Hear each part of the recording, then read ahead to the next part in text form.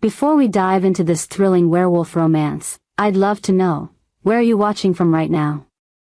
Drop your city or country in the comments below, and while you're there, tell me if you'd ever dare to answer a strange call in the middle of the night. I'll be reading through your comments. And don't forget to hit that subscribe button so you never miss the next story. The phone rang when the city had already folded itself into the soft, watchful hush of midnight. Mara blinked at the glow on her nightstand and frowned, an unknown number pulsing like insistence. She almost let it die. But habit and something else nudged her fingers. She tapped the screen and answered. Hello? A silence breathed through the line. Then a voice came, deep, low, textured with patience and a patience that had learned to wait for mistakes.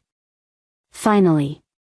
The single word landed in the narrow apartment like a stone in water, rippling outward. Mara tightened her grip on the phone, the coil of laundry on the bed cooling under the movement of her hand.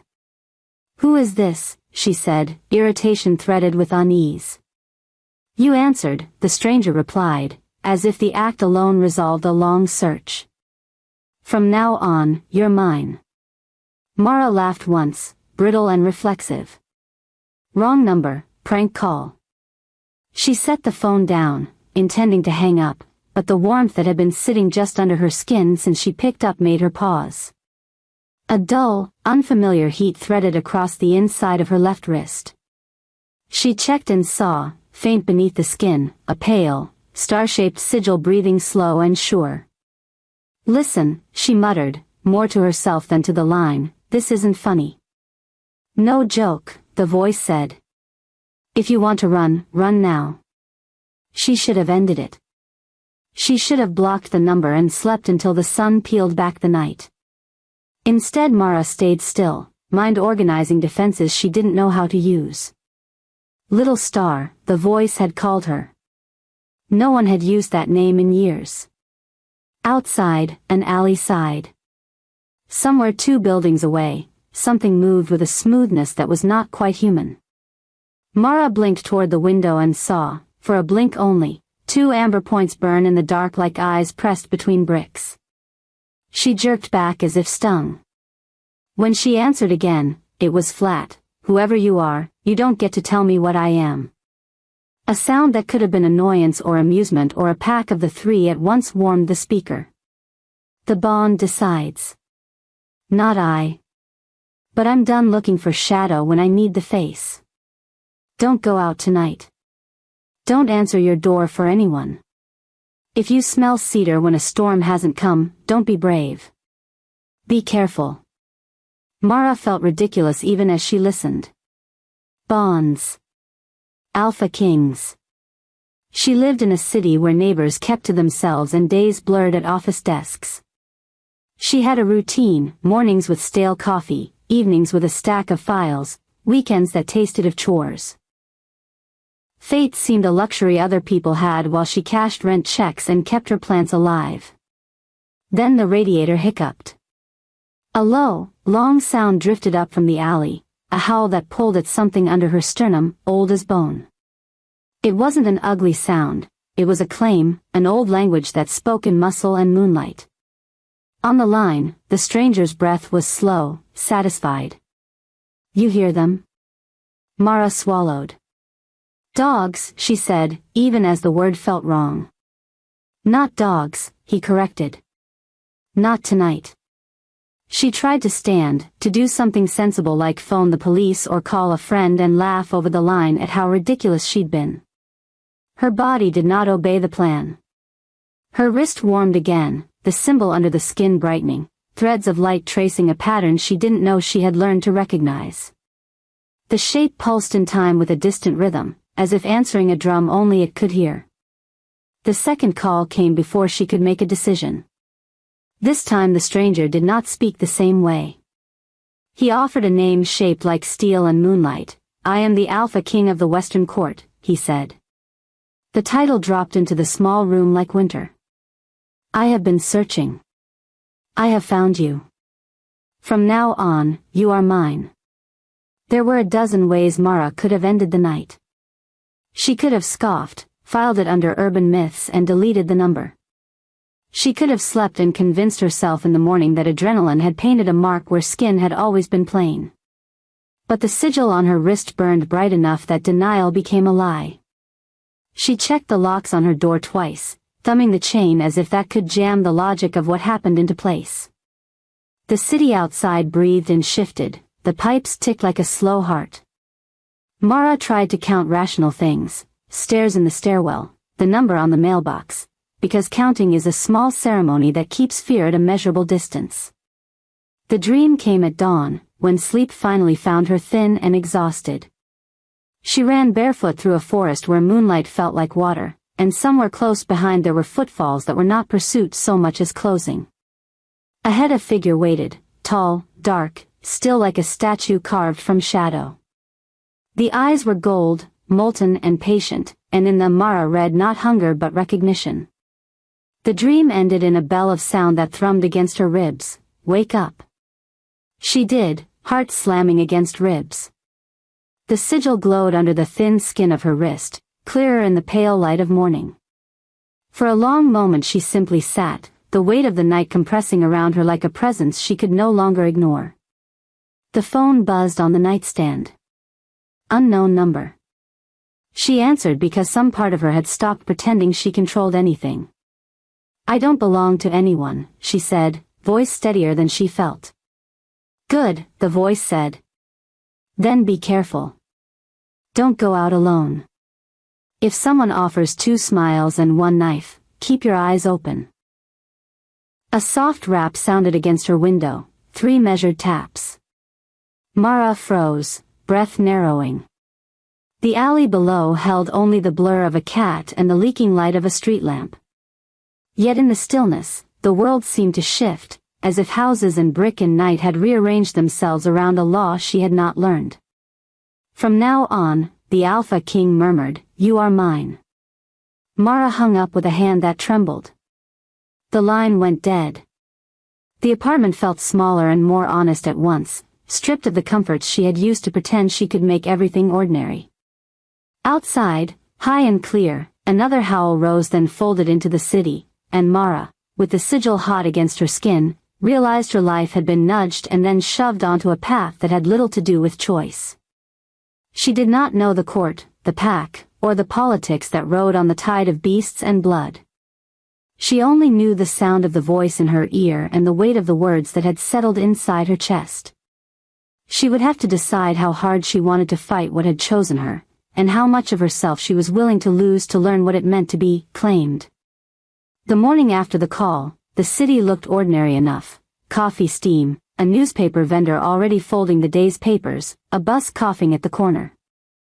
Mara moved through it like someone learning a new language, each step hesitant until habit took over. She told herself she would act normal. She told herself to be sensible. She told herself not to tell anyone about glowing marks or midnight voices that smelled of cedar and old smoke. Her wrist throbbed beneath her sleeve all day, a low, steady pressure like a second pulse. It made her rub at the spot unconsciously during meetings, during the quiet hover between elevator doors, in the pause when someone asked a question and she fumbled for an answer. Her fingers came away with nothing to show but the faint warmth in the skin. The sigil hid itself under layers of fabric and politeness. By afternoon, the rumors started. Not spoken rumors, small, dissonant things that carved at the edges of her world, a dog at the park that turned its head and stared at her as if it recognized a scent it had been forbidden to name, pigeons that took off in a sudden, synchronized scatter when she crossed the square, a man on the tram whose gaze lingered too long and then lowered as if embarrassed by his own recognition. Mara blamed coincidence. She blamed tiredness. Anything but the truth. That night, the city grew teeth.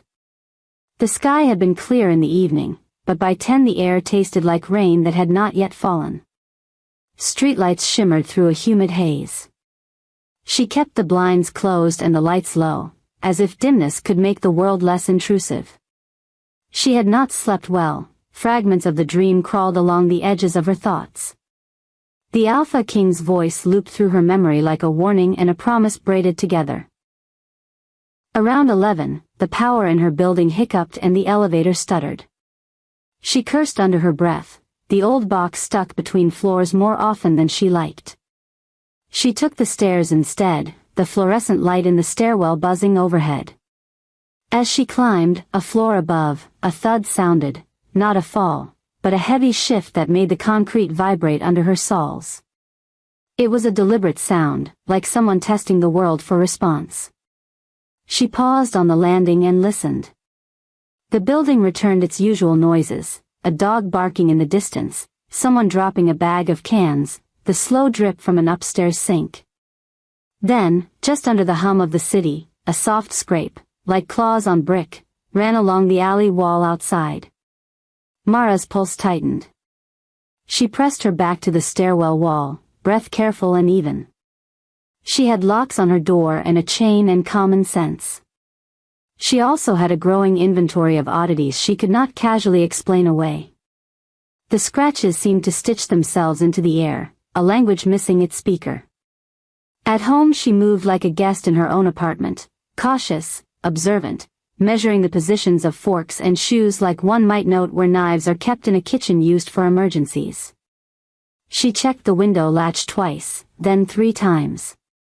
The curtains were drawn tight. Still, she felt exposed, the sigil on her wrist a private drum. The first sign came as a scent, with smoke, sharp and sweet, threaded through the apartment like a stray song. It made her throat constrict. She found herself inhaling anyway, pages of memory unfolding, a grandfather's cabin, late summers, and pine sap on fingertips. It was a comfort that felt wrong because it had no origin. Her building was a block from the nearest cafe. There was no hearth anywhere near her 6th-floor window. She followed the scent to the kitchen where a single light hummed. The air there thinned. In the corner, the shadow of a kettle hovered like a promise. Mara turned slowly and found the stove cold, the kettle empty, but the scent stayed like a stubborn line drawn across the room.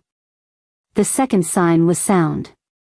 Not from the apartment, but from somewhere deeper in the block, a pattern of 3 taps, then 2, then a long low note that reverberated through the alley.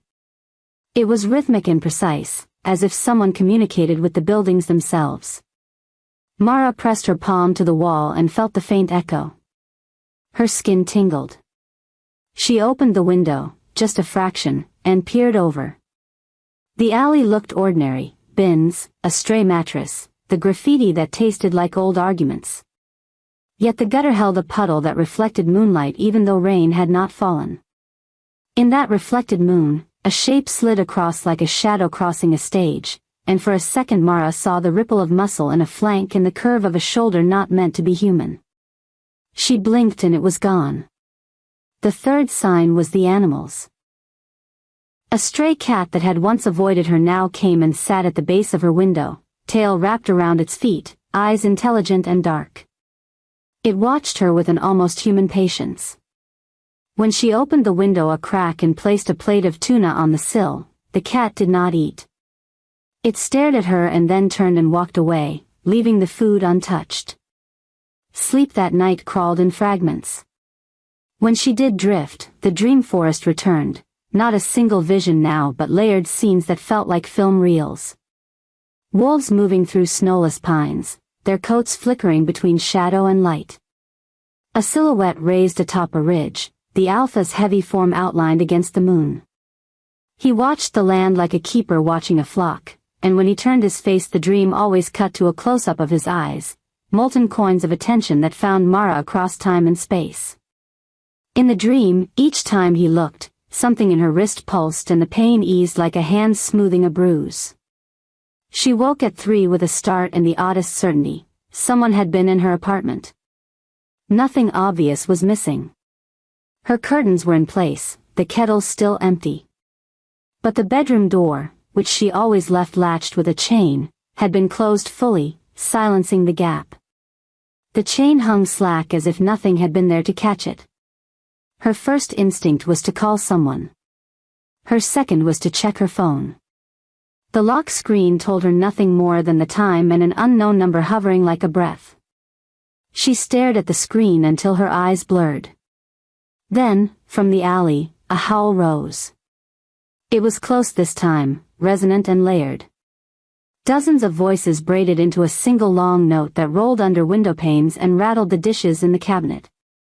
Mara put her hand to her throat because her voice felt too small to shape an answer. The sound wrapped the building and held it tenderly, like a lullaby for beasts. The glow on her wrist flared and she could not tell if it brightened because of the howl or because the howl answered it. Either way, the two were now woven together, threads crossing until they could not be separated. Someone knocked on her door. 3 measured raps, then a pause, then 2. Not the urgent bang of a stranger, not the casual rattle of a neighbor. It was the same rhythm she had heard in the alley and in the stairwell, a language she was suddenly forced to understand. Mara didn't move. The knock was patient, as if whoever stood beyond the wood would wait forever for an answer. She imagined the chain on the door catching like the recently slack one had not been caught. Her mind flurried with practicalities, neighbors, the landlord, the city's late-night noise complaint number, but beneath the surface a new physics had set in, things had rearranged, and the world expected her to rearrange with them. She placed her palm over the sigil and felt a faint thrum, like a heartbeat echoing inside her wrist. The knocking continued, patient as tide. The city, the alley, her small apartment, all of it seemed to hold its breath. Finally Mara moved, not toward the door but to the window. She parted the curtains just enough to see the mouth of the alley. A shadow detached itself from the dark and stepped forward. It was large, not entirely human in its angle, but when it tilted its head Mara saw the outline of shoulders and the sweep of hair. The shadow paused and the 2 amber points of eyes met hers for a fraction of a second. No voice came through the door. Only the echo of the howl that still hummed like an afterthought. Mara let the curtain fall back. She could not tell if she had been brave or foolish. Outside, the rhythm of the world pulsed on. Inside, the sigil warmed beneath her palm like a secret acceptance. She did not open the door. Not yet. The night had already given her signs enough to prove the world was no longer safe simply because it used to be. She slid the chain into place and leaned her forehead to the cool wood, listening to the distant, steady breathing of a pack that had found its mark. Beyond the door, the knocking stopped. The alley sang on. Mara pressed her mouth to the chain and whispered things she had not admitted aloud, that she was afraid, that she was curious, that part of her was already following a path she had not chosen. The sigil warmed as if in answer. When the building fell silent again, she sat on the floor with her back to the door and let the dark fold over her like a cloak. Each sign had reshaped the edges of her life. Each one had nudged her closer to a truth no amount of habit could afford her. The world where she worked late shifts and paid bills had been overlaid with another, older world, and where they crossed, she was no longer anonymous. Word of the night threaded through the city like a rumor. It moved in small currents, a barista's hushed question when Mara ordered her coffee, the way a clerk in the corner shop watched her hand over the counter, the soft narrowing of eyes as she crossed a street. People did not speak the truth out loud, the city preferred practical lies. But the pack moved in subtler ways, and the pack's notice had already reached places Mara did not expect. She learned, first, that packs could be patient. The knocks at her door had ceased, the rhythm fading back into the alley as if whoever had been testing the wood had decided it could afford to wait. But other signs persisted, animals that avoided her in some places now found excuses to cross her path in others. A delivery man paused in front of her building and adjusted his cap before passing, and 2 teenagers walking home slowed their step and muttered, then shot glances at her like someone trying to remember a face from a photograph. Mara kept her world small. She answered emails, made the commute that held her job together, and nodded at colleagues with a practiced, workaday smile. Inside, the sigil at her wrist hummed like something learning to be steady. She wrapped a scarf around the spot and pretended that concealment was the same as control. The encounter that changed the shape of things happened at night and in daylight both, in the split second when ordinary life stuttered. Mara had been running late, the kind of late that leaves a person breathless and apologetic, and the tram was crowded, the smell of someone's perfume clinging to the air like a memory. She pressed herself against a pole and watched the city slide past in rectangles of lit shops and rain-slick streets. A man boarded at the next stop and moved through the carriage with a finesse that suggested he observed the world as if it were made to be read. He wore a coat that fell heavy and precise over his shoulders, hair that kept its own shadow, and a presence that shifted the carriage like a stone dropped into still water. People gave him space without meaning to. Even the kids quieted. He paused not 3 seats away from Mara. He looked at the map on the tram wall with deliberate disinterest. Then, when eyes met, he looked at her as if the map didn't exist. The look was long and measured, neither crude nor merely curious. It was the kind of look that catalogued without hurry, height, the line of a jaw, the way a person breathed. When he found her wrist peeking from under the scarf he had not been supposed to notice, his expression thinned into something that was not simple recognition. It was relief. Mara felt the air leave her lungs. She managed a slow, controlled inhale and tried to turn away. He moved closer as if answering the gravity she didn't know she had created. When he spoke, his voice was low and smooth and tuned to a register that belonged more to dark rooms than to public transit. "You wear the mark well," he said. No joke, no taunt, a statement. Her mouth opened and closed once. "Who are you?" He smiled then, but not in a way that softened his features. It sharpened them. "Names are thin things," he said. "Call me what you will. I prefer the truth. I've been looking for you." "You already told me that," Mara said, heat rising under her skin despite the chill of the tram. She forced a laugh that landed like a stone. "I don't know you. How do you keep finding me?" He let his eyes travel up her arm and met hers with an intimacy that should have felt invasive but instead felt like an old promise. "Not finding," he corrected. "Remembering." Around them, the carriage hummed on, people boxed in by their own stories. An old woman knitted in the corner, a teenager scrolled through music, a man in a suit kept staring at a glowing screen. None of them seemed to notice the tension between Mara and the stranger. The world made allowances for small miracles and large terrors alike. "I could call someone," Mara said, and it was an idle threat she didn't quite mean. "Call if it soothes you." He inclined his head like a gentleman mocking formality. "But there is no help that works for this except acceptance and preparation. I am here to offer you the latter." "You're not offering me anything," she said sharply. "You are." She paused, searching for a word that would fit, intruding. "Maybe," he allowed. "Maybe necessity looks like intrusion when you're not ready to be claimed." The sigmoid of a laugh escaped her throat, incredulous and raw. "Claimed?" He smiled then, softer, the motion folding the lines of his face into something almost human. "Mate. Luna. Whatever name suits the nights in your dreams. The pack has a custom that is older than the city we stand in, and you are part of that. You have blood you did not know you carried." Her head snapped up. "Blood?" He watched her with a patience that felt like a kind of mercy. "Yes. Do not be surprised. Families keep things hidden for reasons that are not kindness. You are carrying a thread of that history in you. It answered when I called." Mara could see then, in a sliver of time, how the world peeled away from its mundane skin. She imagined faces in her family circle that could have kept secrets like sealed jars, a grandmother who disappeared one summer, a mother whose lullabies included words that had no obvious language, an uncle who left town without explanation. Her life had always felt like something stitched in halves. The thought that there might be seams she hadn't noticed made her heart stumble. "Why me?" she asked.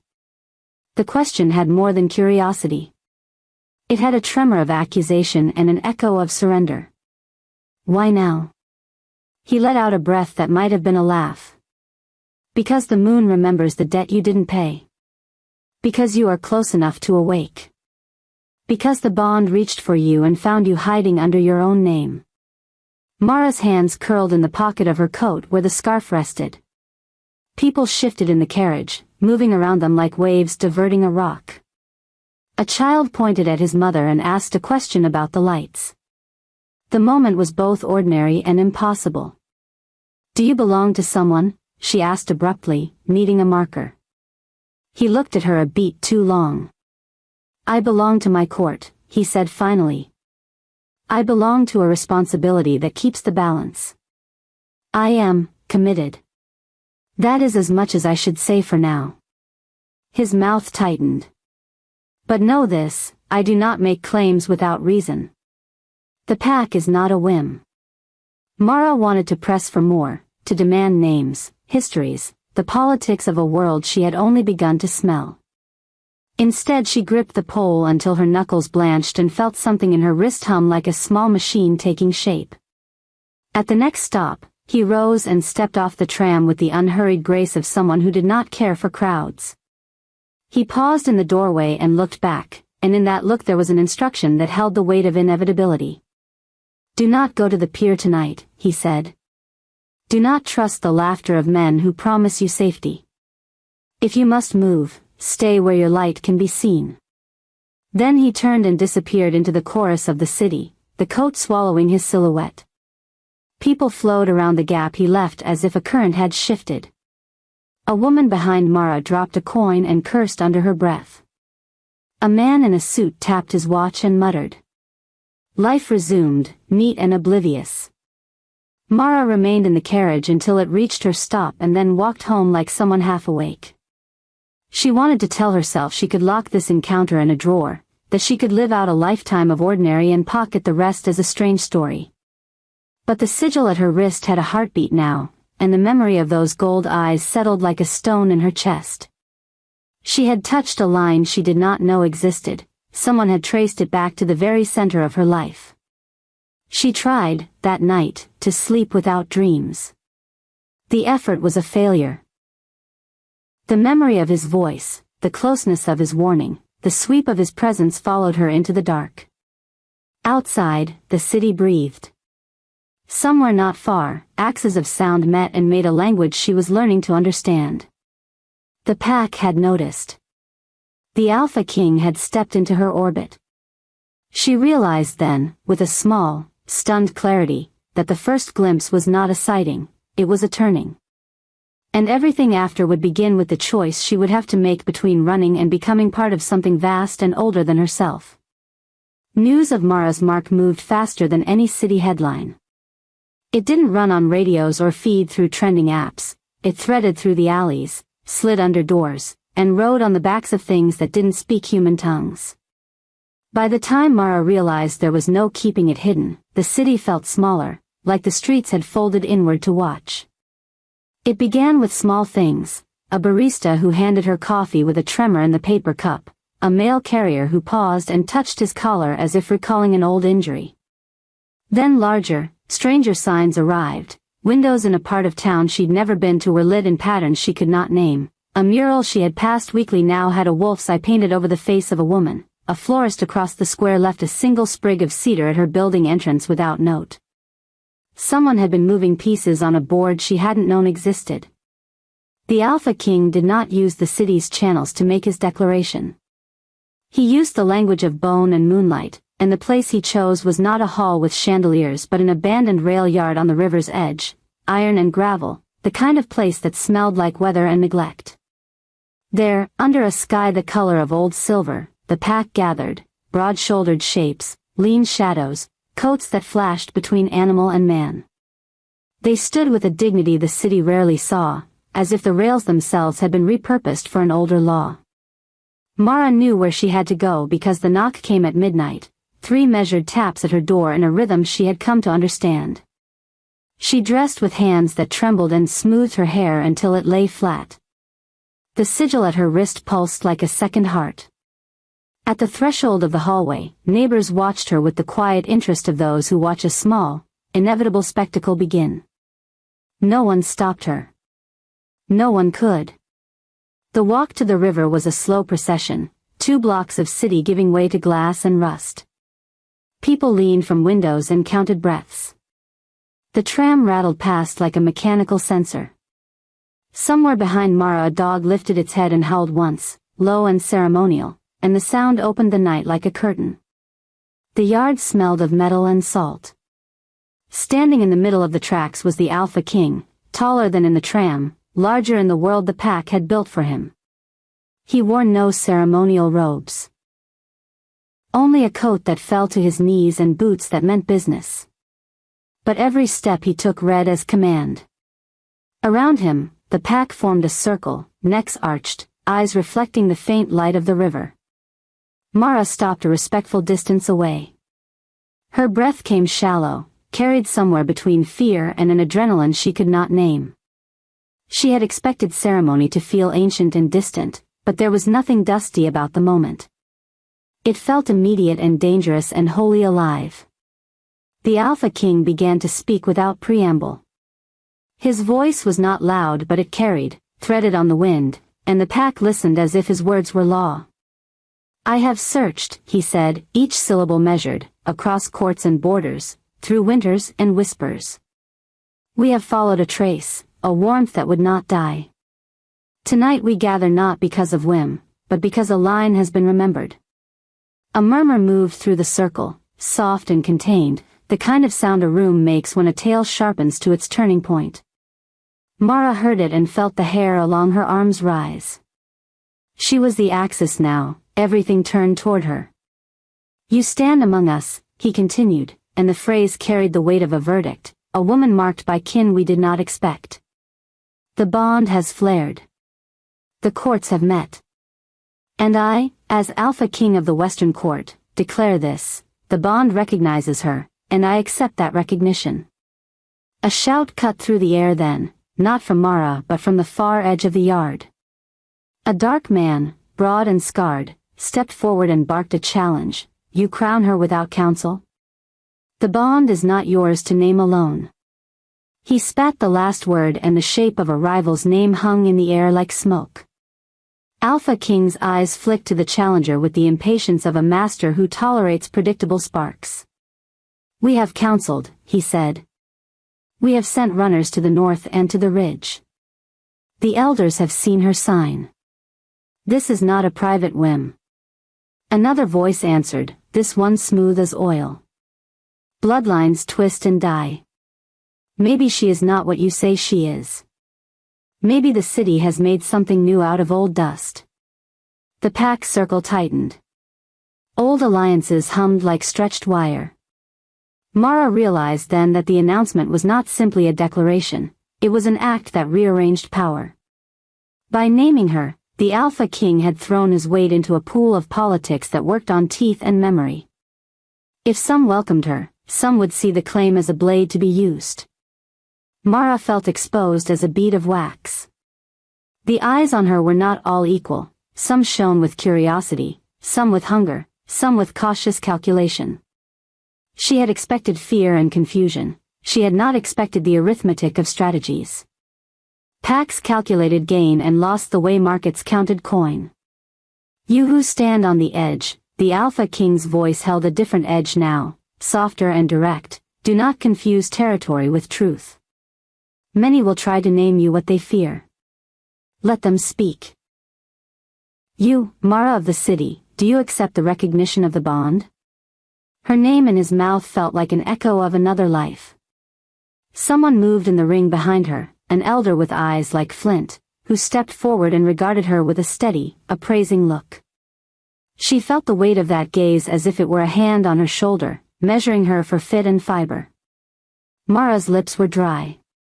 Her thoughts scrambled for an argument that would be persuasive to a council that did not speak her language. She had a job, a life of grocery lines and tax forms, people who thought her ordinary. None of that mattered to the night. The mark on her wrist pulsed. "I do not accept things handed without my consent," she said finally, voice small but clear. It was an attempt at defiance and a truth. The pack listened. The Alpha King watched with something like patience. "You need not accept what you do not wish," he said. But know this, the bond does not ask permission from either of us. It remembers. It calls. You may resist, and for a time you may be spared the worst through cunning or luck. But the truth of a bond is not a bargain struck on a whim. It is an old claim, and old claims find their ends. A ripple of discontent moved through the pack. The challengers' men muttered and the scent of cedar thickened like incense. Someone began to chant softly, a low hum under the breath that felt older than language. The elder who had looked at Mara stepped closer and reached out his hand, not to touch, but to measure distance like a man checking a pulse. You are marked, he said. There is lineage here. There is the echo of mother blood. The courts will test this. The rivals will sniff for opportunity. You cannot step into this quietly. Mara's chest tightened. The world she had known had shifted, and she had been thrust into an arena she had not chosen. The Alpha King's declaration had announced her to an entire politics that operated outside of law and yet was more binding than any contract she had ever signed. You will have time, the Alpha King added, his tone folding into something that might have been mercy or strategy. There will be trials.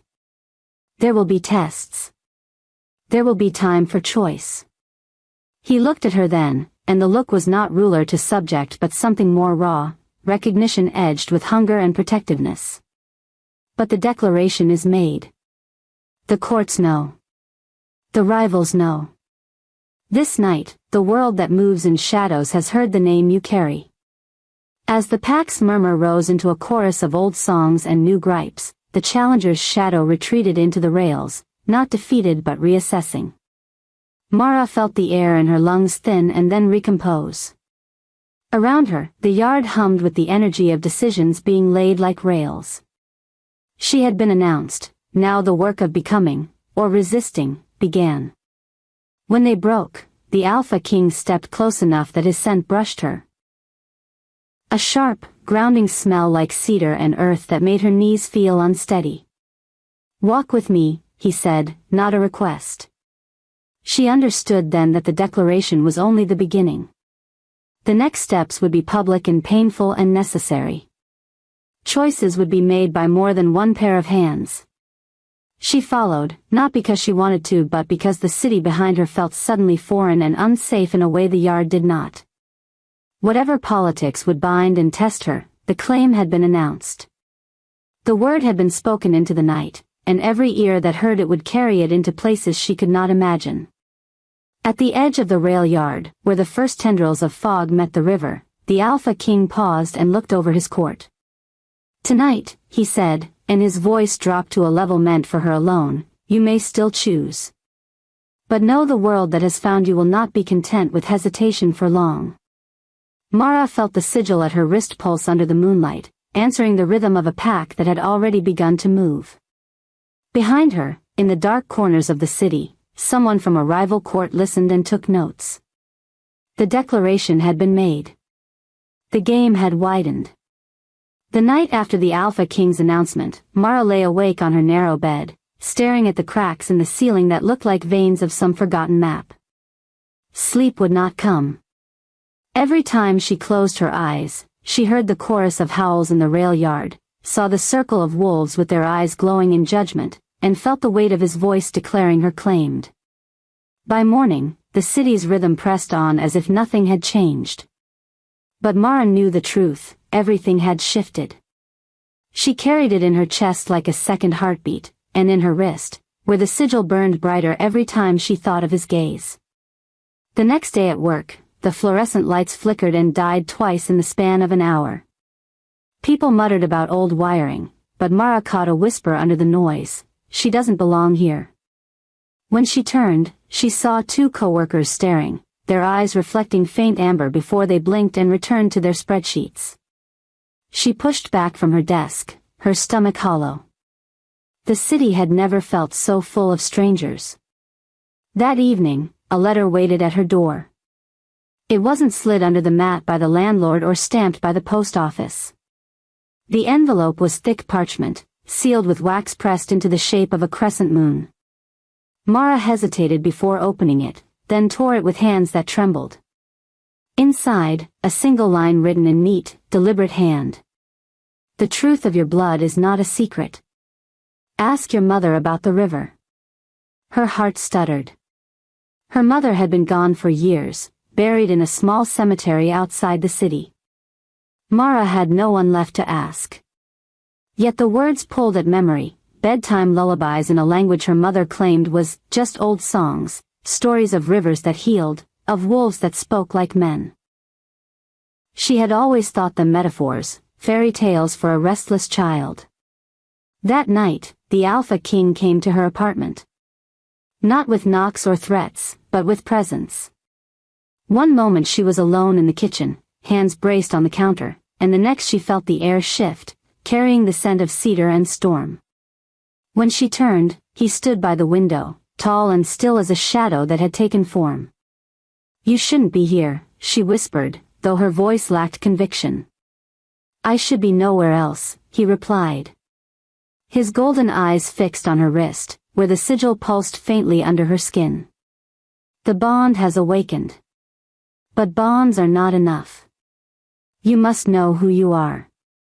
"I know who I am," Mara snapped. "I'm just, me." His lips curved faintly, not in mockery but in pity. "You think you are only what this city told you. But your blood carries a name older than this place, older than me. You are the daughter of a Luna who walked away from her court." Mara froze. "That's not possible. My mother was ordinary."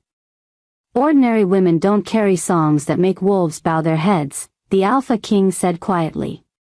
"She hid from us. She hid you. But blood remembers. And now, so does the bond." The words rattled her like stones in a jar. She wanted to deny it, to scream, to tell him he was wrong. But memories rose unbidden, her mother's eyes flashing with unspoken sorrow, the way neighborhood dogs would trail them home without being called, the lullabies that had never faded from Mara's bones. Tears pricked her eyes. "Why didn't she tell me?" "Because she wanted you safe," he said, stepping closer. "Because she wanted you free of the chains that come with lineage. But freedom bought with lies always runs out." Mara backed against the counter, heart hammering. The Alpha King stopped just short of touching her, but his presence crowded the room. "You cannot outrun what you are," he said. "Your bloodline is the reason the bond flared when I called. It's why the rivals will come for you. They'll want to use you, break you, twist your heritage into a weapon. If you remain ignorant, you will not survive." Mara's voice cracked. "And if I accept what you're saying?" His golden eyes softened, though his stance did not. "Then you will begin to understand what it means to carry Luna blood. You will learn to wield what your mother gave you. And you will have me, not as a shadow at your window, but as your shield and your equal." The word equal hit her harder than the others. For a moment, she saw not just the Alpha King but the loneliness in his gaze, the weariness of centuries of rulership. His claim was not only a declaration of power, it was a confession of need. Mara tore her eyes away, pressing her palm against the burning mark on her wrist. Confusion, fear, and something dangerously close to longing warred in her chest. "I didn't ask for this," she whispered. "No one asks for blood," he said simply. "It chooses you. And now, Mara, the choice is not whether you believe me. The choice is whether you will stand when your blood is tested, or break before the trial even begins." He turned toward the window then, his silhouette framed in moonlight. Before stepping into the night, he looked back once, his gaze steady, unyielding. "Your mother left her court to hide you. But hiding is over. The river remembers. And so do I." With that, he was gone, the air settling heavy and scented with cedar. Mara slid down to the kitchen floor, shaking, the letter still clenched in her hand. The truth of her bloodline had been named, and with it, the fragile walls of her ordinary life had finally collapsed. The Alpha King had claimed her. The pack had witnessed it. And now, the world would come for her, not because she was chosen, but because of who she had always been. The Alpha King's words echoed long after he vanished from Mara's apartment. Hiding is over. The river remembers. She pressed her hand against the mark on her wrist, wishing she could scrub it away, wishing her mother's secrets had stayed buried. But destiny, it seemed, did not care for wishes. That night, the city felt different. The air was heavy, thick with a tension Mara couldn't name. Streetlights flickered as she walked home from work, buzzing like nervous insects. Shadows seemed to lean too far into her path, and dogs in alleyways turned their heads to follow her with eyes that glowed faintly gold. The Alpha King's pack kept their distance, unseen but present. She could sense them sometimes, a shiver down her spine, the crunch of gravel where no footsteps should be, the soft scrape of claws on brick. They were guarding her. Yet protection was not absolute. Because across the city, others had taken notice too. The rival pack. They had heard the Alpha King's declaration in the rail yard. They had heard the bond had awakened. And to them, Mara was not a Luna to be, not a queen beside their enemy. She was a weakness. A prize. A bargaining chip. It began with whispers in the market. A woman selling herbs glanced at Mara and murmured, "She looks too soft." A man with a scar running down his jaw smirked, "She won't last long. The rivals will snatch her before the trials." Mara hurried past, pretending not to hear, though her pulse thudded like a drum. By dusk, the whispers became a presence. She felt it trailing her, not the watchful patience of the Alpha King's wolves, but something darker, hungrier. Every turn of a corner revealed no one, yet she knew she was being followed. When she reached her apartment, the door hung slightly ajar. She froze. The Alpha King had warned her about intrusions, about enemies wearing smiles. Slowly, she pushed the door open. The scent hit her first, sharp, metallic, edged with something sour. Not cedar. Not her Alpha King. Inside, her apartment had been torn apart. Drawers yanked open, papers scattered, clothes shredded as if by claws. On the wall above her bed, 3 deep gashes marred the plaster, long and deliberate. A message. Mara stumbled back, heart hammering. Then a voice slid from the shadows of her living room. "You don't belong to him." A figure stepped forward, tall, lean, with eyes that glowed not gold but crimson. His smile was sharp, mocking, and far too sure of itself. "You're a fragile little secret," he said, circling her slowly. A hidden bloodline, a half-truth walking in shoes too small for the path ahead. "He thinks you'll rise as his Luna? No. You'll fall, and when you do, we'll be there to claim what's left." Mara's throat closed. "Get out." The rival wolf tilted his head, amused. "Oh, you have fire. I like that. But fire burns quick without fuel. And you, little human, are all spark and no strength." Before he could step closer, the air shifted. The scent of cedar rolled in like a storm, and the temperature of the room dropped to something sharp, dangerous. A growl rumbled low and primal, vibrating the walls. The Alpha King emerged from the doorway, golden eyes blazing. "Leave." The rival smirked, but his confidence faltered at the sight of him. "We only wanted a look. To see what weakness you've tied yourself to." "You've seen enough," the Alpha King said, his voice edged with steel. "Touch her, and you won't live to regret it." For a tense heartbeat, the rival wolf held his gaze. Then, with a mocking bow, he stepped back into the shadows. His parting words hissed through the air, "She won't survive the trials. And when she breaks, we'll be waiting." Silence fell. Mara stood frozen, trembling, her apartment in ruins around her. The Alpha King turned to her, his expression unreadable, but his hand lifted slowly, deliberately, as if approaching a frightened animal. They've marked you, he said quietly. This was no accident. The rivals know who you are now. And they won't stop. Mara's eyes filled with tears. I didn't ask for any of this.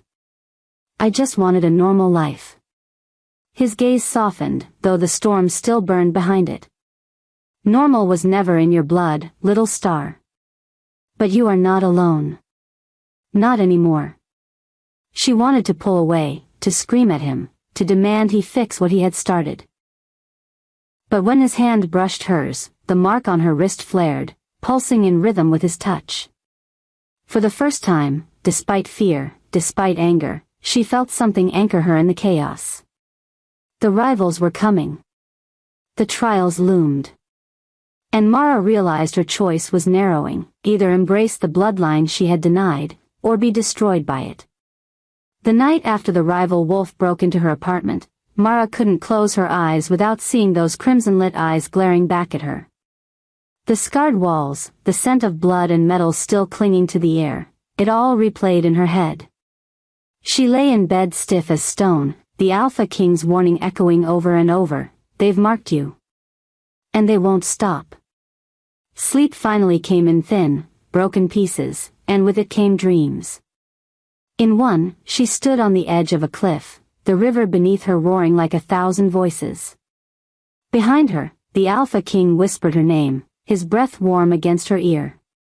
In front of her, the rival pack waited, shadows grinning, their red eyes gleaming.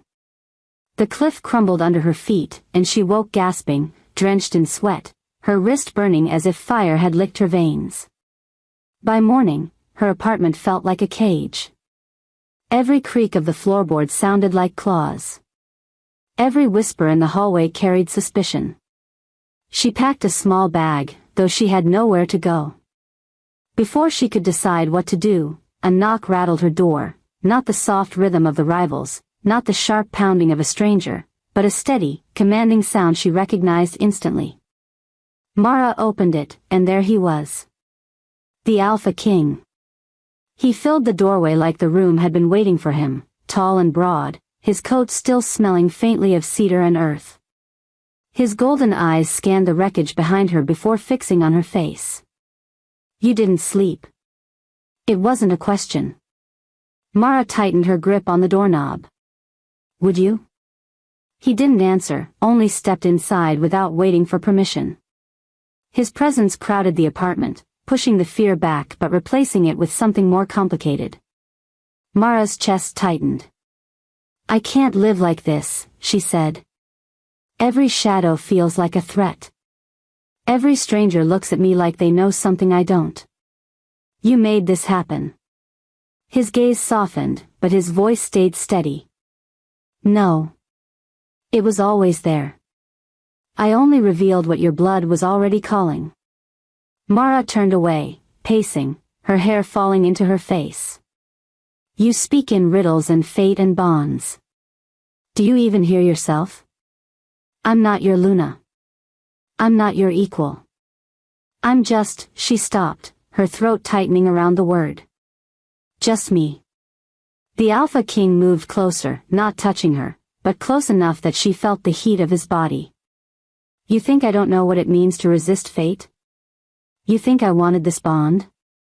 I have carried crowns heavier than most men could lift, led wars, buried brothers. Do you think I looked at the moon and begged for you? Mara froze. The honesty in his voice cracked something inside her. He hadn't wanted this any more than she had. Yet here they stood, drawn together by a force that neither had chosen. She swallowed hard. Then why claim me? His eyes blazed gold. Because not claiming you is worse. Because if I don't, the rivals will. And they will use you, break you, until there's nothing left of the woman who answered that call. The air between them throbbed, heavy with unspoken words. Mara's heart raced, but it wasn't only fear anymore. Every time he looked at her, the mark on her wrist pulsed, answering him. And every time his voice dropped, something inside her wanted to step closer, not away. I don't want to need you, she whispered. You don't, he said, stepping closer still. You want to fight me. You want to run. And yet, even now, your body betrays you. The bond doesn't care for your fear. Stop talking like you know me, Mara snapped, though her voice shook. His hand moved, slow and deliberate, until it hovered just above her wrist. I don't know you yet. But this, his finger brushed the glowing sigil, and heat flared through her arm, searing and sweet, this knows me. Mara gasped, pulling her hand back as if burned. The sensation lingered, thrumming through her veins like a second heartbeat. She stumbled back, pressing her palm to her chest, her breath sharp. I hate this, she whispered. No, he said, his voice low, almost tender. You hate me. You hate what I represent. But this, he gestured toward her wrist, toward the space between them that hummed like a live wire, this you don't hate. You fear it. You want it. That is different. Her cheeks burned, shame and longing warring inside her. She wanted to scream, to shove him out of her apartment, to deny every word. But the truth was in her body's betrayal, the way her pulse quickened when he stepped near, the way her breath hitched when his gaze locked with hers. You're wrong, she said, but her voice was a whisper, not a weapon. Am I? His eyes softened then, golden fire dimming into something almost human. You can fight me, Mara. You can fight the bond. But you cannot lie to yourself. The silence stretched, taut as a bowstring. Mara looked away first, blinking back tears. She hated the truth in his words. She hated how much she wanted him close, even as every instinct screamed to run. Finally, she whispered, what happens if I keep resisting? His answer was simple, merciless. You break. Or you die. And I will not allow either. He stepped back then, giving her space, though his presence still filled the room. The rivals will not wait long. They will test you. They will try to take you. And when they do, your fear will not save you. Only the bond will. Mara clenched her fists. And if I don't want it? His gaze hardened, though sorrow lingered in it. Want has nothing to do with destiny. With that, he turned and walked to the door. Before leaving, he paused, his hand on the frame, his voice low but steady. Every Luna before you has felt this war inside themselves, between fear and desire, between what they were and what they are becoming. The question is not whether you feel it. The question is whether you will survive it. When he was gone, Mara sank to the floor, trembling. The mark on her wrist glowed faintly in the dim light, pulsing like a reminder she couldn't escape. Her chest ached with fear, but also with something more dangerous, the undeniable truth that part of her did not want to escape. For the first time since the call, she admitted it silently, if only to herself, she wanted him. And that terrified her more than the rivals ever could. The city hadn't felt safe for weeks, but after her confrontation with the Alpha King, Mara realized it didn't even feel familiar anymore. The rhythm of her days had been rewritten, the coffee shop on the corner, the tram ride across town, even her tiny apartment had become stages where shadows moved, where whispers curled under the skin of normal life. Her wrist pulsed with its quiet fire, and her chest held the echo of his voice. The question is not whether you feel it. The question is whether you will survive it. She wanted to cling to normality, but every time she reached for it, something slipped through her grasp. That evening, she decided to visit the only person she thought she could still trust, her cousin, Lena. Lena had been her anchor since childhood. When Mara's mother died, Lena was the one who came to the funeral with warm hands and firm hugs. When bills piled up, Lena had loaned her money without questions. They'd laughed together over cheap wine, cried together over heartbreak, shared the kind of history that only blood could bind. If anyone could help Mara make sense of the chaos, it was her. Mara dialed her number, and Lena's voice came warm, familiar, and slightly amused. Finally. I was starting to think you'd gone into witness protection. Where have you been hiding? Mara hesitated, then said, "It's a long story. Can I come over?" "Of course," Lena replied. "You don't even have to ask. I'll put on tea." The words were ordinary, comforting. But as Mara hung up, she felt the faintest ripple in her chest, a twist in the bond, like a drumbeat skipping a note. She brushed it off as nerves. Lena lived in a modest flat near the river, a neighborhood that smelled of old wood and sea salt. Mara climbed the steps, clutching her coat tight against the wind. She knocked, and Lena opened the door with a smile that hadn't changed in years. Her cousin pulled her into a hug that smelled of cinnamon and lavender. "God, you look pale," Lena said, pulling back. "Sit down. I'll get you something warm." Mara sank onto the couch, relief tugging at her. For the first time in weeks, she wasn't alone. When Lena returned with 2 steaming mugs, Mara didn't know where to start. The words tumbled out. The strange phone call, the glowing sigil, the Alpha King, the rivals. She expected laughter, disbelief, maybe concern. But Lena listened in silence, her expression unreadable, her fingers wrapped tightly around her cup. When Mara finished, her cousin set the mug down carefully. "So, you're telling me you're bonded to some kind of wolf king?" "Yes," Mara whispered. "I didn't choose it. I don't want it. But it's real. And now the rivals are after me. They came into my apartment, Lena. They left marks on the wall." Lena leaned back, her gaze sharp. "And this Alpha King, he claimed you?" Mara nodded. "In front of the pack. Publicly. I didn't ask for any of this. Her voice cracked. "I just want to feel safe again." Her cousin was quiet for a long moment. Then she reached out, brushing her fingers against Mara's wrist. The sigil flared under the touch, brighter than it had before. Mara gasped, pulling her hand back. Lena's eyes flickered, just for a second, and Mara thought she saw a glint of red in them. Her heart stuttered. "Lena." Her cousin smiled, but it didn't reach her eyes. "You've been carrying this alone. You needed someone to share it with." "I understand." Mara's chest tightened. Something was wrong. The warmth of the room had shifted, turned brittle, fragile. She wanted to get up, to leave, but Lena's voice pinned her like a blade. "You were right to come to me," she said. "Because now, it's time you learned the truth." The door behind Mara opened, and 2 figures stepped into the apartment. Tall, lean, their eyes glowing faint crimson. Rival wolves. Mara's blood froze. She stumbled to her feet. "No."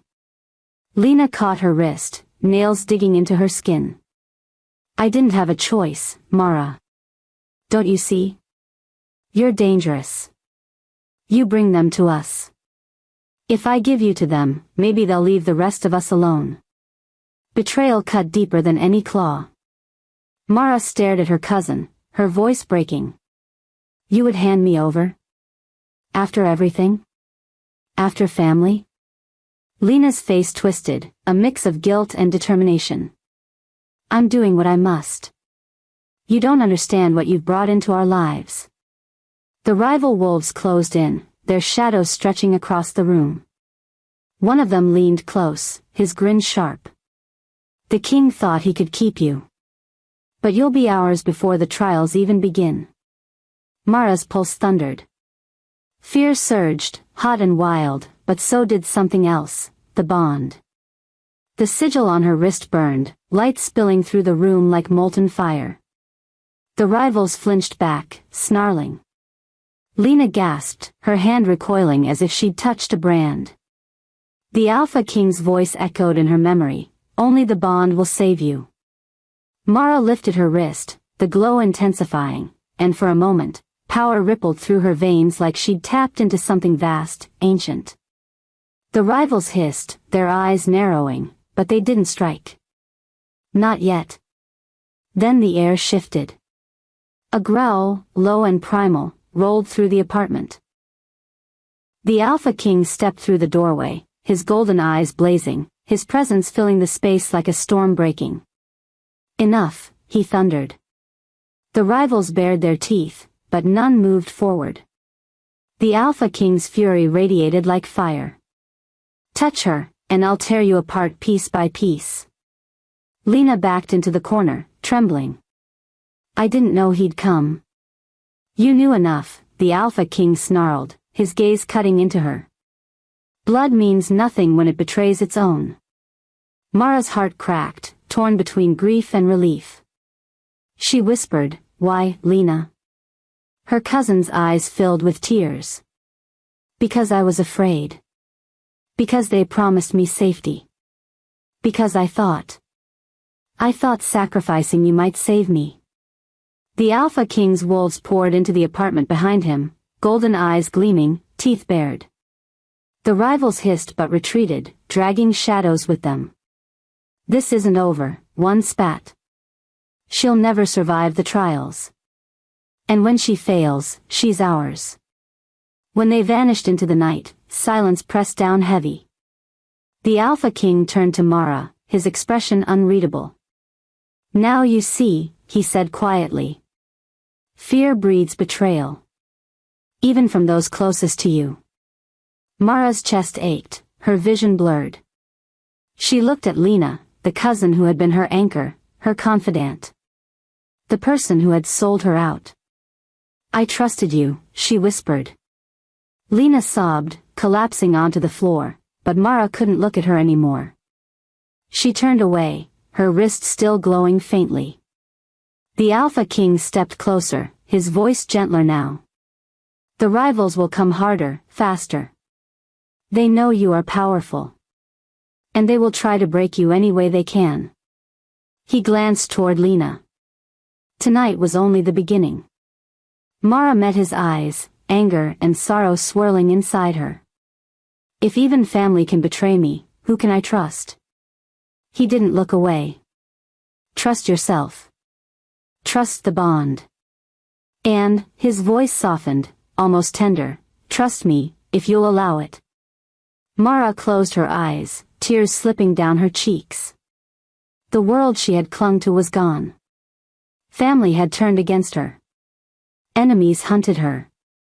The only constant was the bond she hadn't wanted, and the man who carried it with her. When she opened her eyes, her voice was steady, though her heart trembled.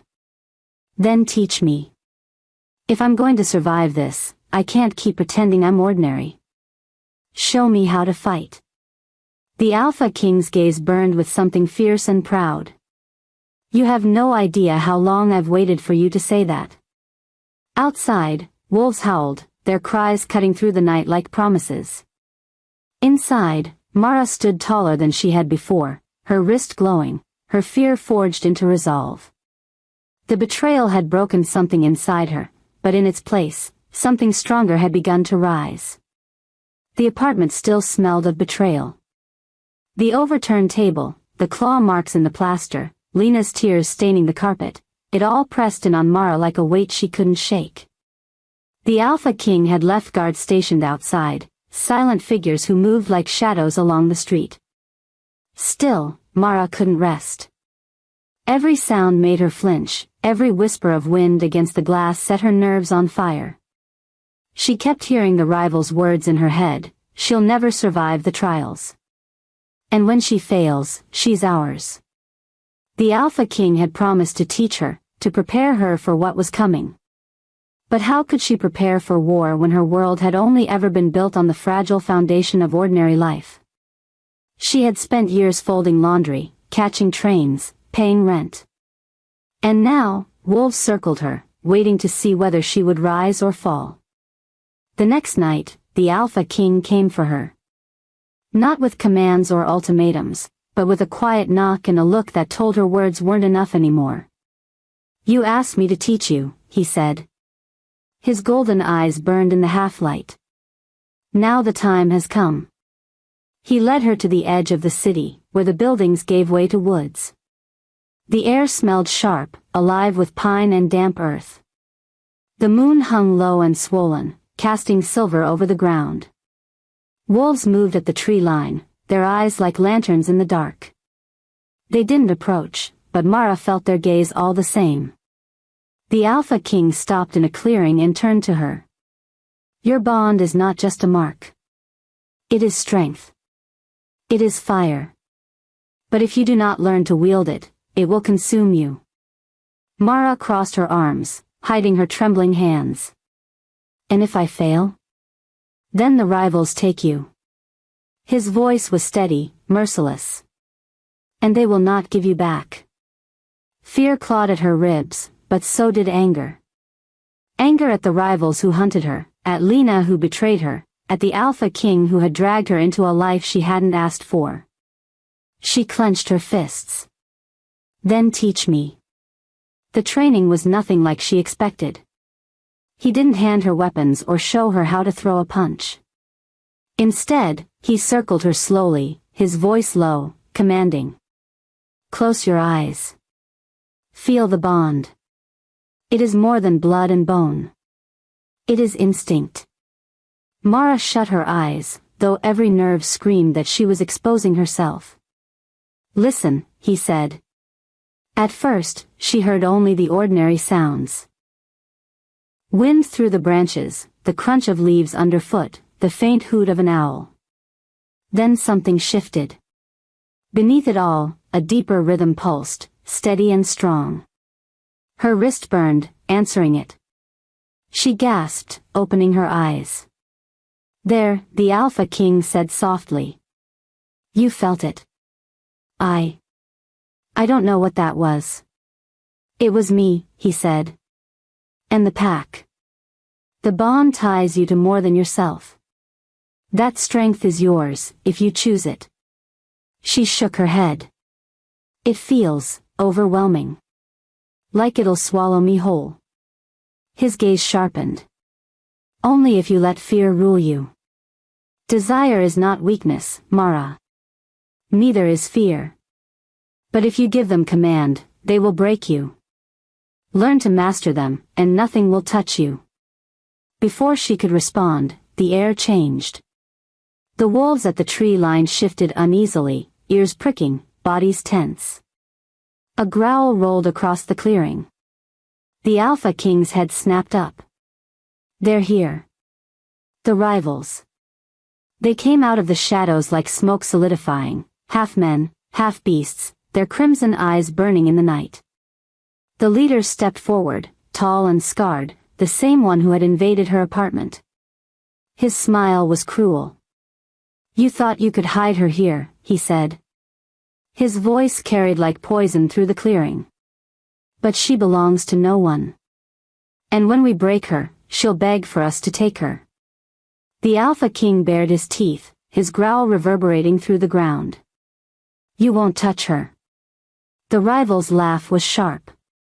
You can't protect her forever. She's untrained. Weak. One strike, and she'll crumble. Mara's knees threatened to give way. But the mark on her wrist flared hot, and a rush of energy surged through her veins. She realized the pack at the tree line wasn't only watching, they were lending strength. She could feel it, the bond humming louder, weaving through her like fire. The rivals lunged. The clearing erupted into chaos, claws slashing, teeth snapping, bodies colliding with the force of storms. The Alpha King moved like a tempest, golden eyes blazing, every strike precise and brutal. His wolves met the rivals in a clash that shook the ground.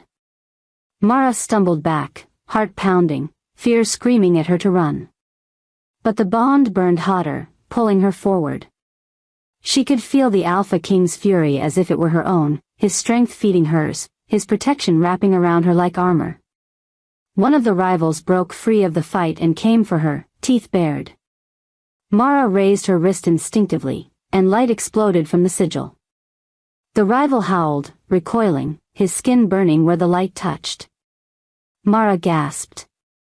She hadn't even known she could do that. The Alpha King's voice thundered through the clearing, not just in her ears but in her chest. Stand, Mara. Do not run. Fight. Another rival lunged, claws slashing. This time Mara didn't retreat. She thrust her wrist forward, the mark blazing like fire. The rival shrieked, stumbling back into the trees, smoke rising from his skin. The bond roared inside her, filling her with power she didn't know she had. For the first time, she felt it, not just fear, not just desire, but strength. Hers. The battle raged on until the rivals, snarling and wounded, retreated into the dark. Their leader spat blood, his crimson eyes blazing with hatred. This isn't over, he hissed. The trials will break her. And when she fails, she'll crawl to us. Then they were gone, swallowed by the night. Silence fell, broken only by the labored breaths of the pack. The Alpha King turned to Mara, his chest heaving, his golden eyes locked on hers. You stood, he said. His voice was low, reverent. You fought. Mara's body trembled, her knees weak, but she met his gaze. I didn't have a choice. There is always a choice, he replied. And you chose to fight. Remember that. Her chest tightened, not with fear this time but with something deeper, pride, fierce and unfamiliar. She had faced them. She had survived. But as she looked into the Alpha King's eyes, she realized the battle hadn't just been against the rivals. It had been against herself. Against her fear. Against her denial. And for the first time, she had chosen to stand. Still, doubt lingered like a shadow. When the trials came, would she be strong enough? Or would the rival's prophecy come true? The Alpha King stepped closer, his hand brushing hers, the bond pulsing between them. The choice is yours, Mara. You can run from this, or you can rise. But know this, I will not let you face it alone. Mara closed her eyes, her wrist burning with the echo of battle. The bond hummed louder than ever, threading her heart to his. And she knew then, the time for running was over. The trials awaited, and her choice would decide not just her fate, but the fate of them all. The clearing was silent after the battle, save for the distant rustle of wolves retreating into the trees and the low panting of the Alpha King's pack. The moon hung high and full, silver light spilling over blood-stained earth. Mara stood in the middle of it all, her wrist still glowing faintly, her heart hammering with the knowledge of what she had just done. She had fought. She had stood. But survival was only the beginning. The Alpha King moved to her side, his golden eyes catching the moonlight. There was blood on his coat, some his, some not, but he carried himself as though the fight had only sharpened him. His gaze softened when it met hers, though it still burned with that eternal fire. You see now, he said quietly. You're not helpless. You were never helpless. You only needed to stop running. Mara wanted to argue, to deny the truth of his words, but her body betrayed her. She could still feel the surge of the bond, the way power had poured into her veins when the rival lunged, the way her light had burned him back. She had thought herself ordinary all her life. But ordinary women did not drive back wolves with fire in their blood. Her voice cracked when she whispered, "It doesn't feel like me. It feels like something borrowed, something I don't deserve." The Alpha King stepped closer, his presence steady, unyielding. It is not borrowed. It is yours. Your blood carries Luna's strength. Your bond with me woke it. You deserve it because you survived long enough to use it. The word Luna struck her like a blow. She shook her head. I can't be what you want me to be. I'm not a queen. I'm not. His hand brushed against her cheek, calloused, grounding. You don't need to be a queen. You only need to be yourself. The bond will do the rest. Before Mara could respond, the elder wolf stepped forward from the pack. His hair was white, his eyes sharp as flint. He bowed slightly to the Alpha King, then turned his gaze to her. "The rivals will not stop," he said. "The trials begin at dawn. She must face them, or the courts will never accept her." Mara's stomach twisted. "Trials?" The elder's voice was solemn. "Tests of spirit, of strength, of loyalty. The bond has chosen, but the courts demand proof. Without it, the rivals will always have claim." The Alpha King looked at her, his eyes steady. "You don't have to do this." Mara blinked. "Don't I?" "You could refuse," he said softly. "Walk away. Leave the courts to their war. I would fight for you anyway." The sincerity in his voice cut deep. For a moment, she imagined it, walking away, finding some quiet town where no one knew her name, living a life that belonged to her alone. But she also saw crimson eyes in every shadow, felt claws at her door, heard the rivals whispering weakness. She lifted her wrist, the sigil glowing brighter under the moonlight. "If I run now, I'll never stop running. If I hide, I'll never be safe. I have to finish this." The Alpha King's jaw tightened, but pride flickered in his gaze. He nodded once. "Then at dawn, you will rise as Luna." The trials began when the first light of morning touched the horizon. The pack gathered in a stone circle older than the city itself, its edges carved with runes that glowed faintly in the dawn. Mara stood at the center, her pulse loud in her ears. The elder spoke first. "3 trials, strength, truth, and choice. Pass, and the courts will bow. Fail, and the rivals claim you." Mara swallowed hard, lifting her chin. "Then let's begin." The trial of strength came first. From the shadows, 3 wolves stepped forward, larger than any she had seen, their forms caught between man and beast. They circled her, testing, waiting. Mara's chest tightened with fear, but the bond pulsed in her veins, and when the first lunged, her light flared. She thrust her wrist forward, the sigil blazing, and the wolf stumbled back with a pained howl. The second struck, claws flashing, but Mara ducked, rolling to her feet, the bond sharpening her instincts. The third rushed, and she braced herself, pushing power outward. A wave of light burst from her wrist, sending all 3 sprawling. The elder nodded once. "Strength is proven." The second trial was truth. A vision descended on her, shimmering in the air before her eyes. She stood in her mother's kitchen again, small and afraid, watching her mother hum lullabies in a strange tongue. Her mother's eyes turned to hers. "Will you deny me, Mara? Will you deny what I gave you?" Tears burned her eyes. "I wanted to. I tried to. But I can't anymore. I won't deny you." The vision faded, and the elder's voice rang out. "Truth is accepted." The final trial was choice. The ground shook, and the rival leader stepped into the circle, his crimson eyes blazing. "Choose," he hissed. "Come with us, and we'll spare you. Stay with him, and you will drown under the weight of a crown you cannot bear." Mara's chest tightened. For a heartbeat, she felt the pull of it, freedom from expectation, from destiny, from the bond that terrified her. She could walk away from the Alpha King, from the pack, from the trials. Then she looked at the Alpha King. He stood at the edge of the circle, his gaze locked on hers, steady, unyielding. Not demanding. Waiting. Trusting her choice. Mara lifted her wrist, the sigil blazing brighter than it ever had. Her voice rang out clear. "I choose. I choose the bond. I choose him. I choose the pack." Light burst from her wrist, flooding the circle. The rival leader screamed, recoiling, smoke rising from his skin.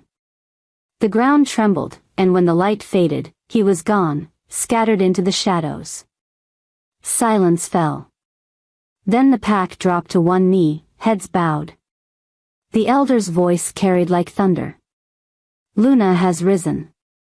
Mara stood trembling, the glow on her wrist softening into steady warmth. The Alpha King stepped forward, his eyes burning with pride and something more tender. He reached for her hand, and when their fingers touched, the bond pulsed strong and whole. You chose, he whispered. Yes, Mara breathed. I chose. The pack howled, their voices rising with the dawn, carrying her name into the sky. Mara felt the sound wrap around her, not as a weight, but as a mantle. For the first time, she didn't feel ordinary. She felt powerful. The rivals would come again. Challenges would rise. But Mara knew now that she would not run. She had chosen her place, her strength, her bond. And with the Alpha King at her side, she would face whatever came. She was no longer hiding. She was Luna.